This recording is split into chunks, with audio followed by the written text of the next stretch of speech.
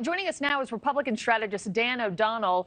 Dan, it's good to have you on the show this morning. Senator Menendez has refused calls from his own party to resign, calling the indictment against him a smear campaign. Are Republicans also interested in seeing him removed from office, or does it behoove them politically to have such a Democratic distraction stay put in office? Well, obviously, from a sense of service to the old republic, everyone, I think, would like to see someone with as credible allegations against them as Bob Menendez resign, so someone else who didn't have gold bars stuffed in his various jackets can serve. But politically, this is very good for Republicans. Remember, they're just beginning an impeachment inquiry in which they're accusing President Joe Biden of essentially doing the exact same thing as Bob Menendez. So the longer Menendez serves as a big reminder in the Senate of Biden's alleged crimes, Republicans are very happy with that. Yeah. And several Republicans have come out in defense of Menendez, saying he should be presumed innocent until proven guilty. Senator Menendez said the same thing from that lectern just recently. Or at least that New Jersey voters should decide if he keeps his seat, right? So you weren't surprised that so many Republican lawmakers have not only not called on Menendez to step down, but actually voiced support for him?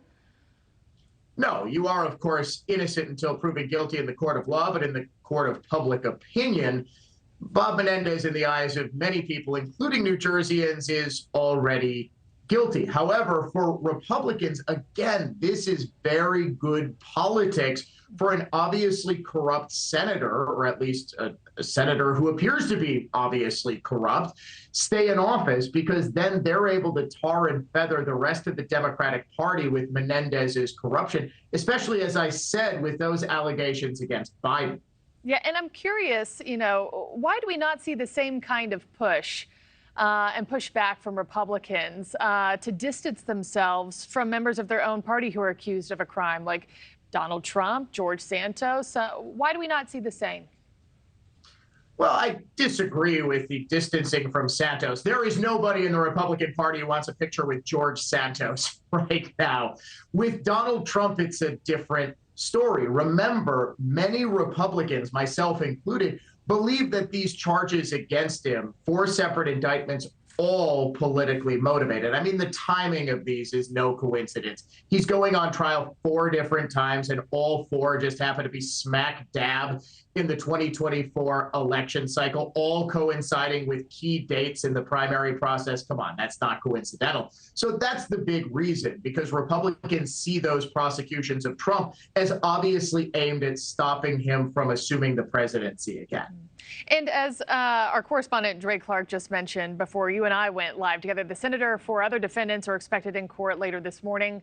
How could new details from today's appearance affect public perception of Menendez, this case in general, especially because I imagine there are a lot of people, his constituents, who are having a hard time buying that he withdrew $500,000 just in case of emergency, or his family's history in Cuba. How does today's appearance change the course of things?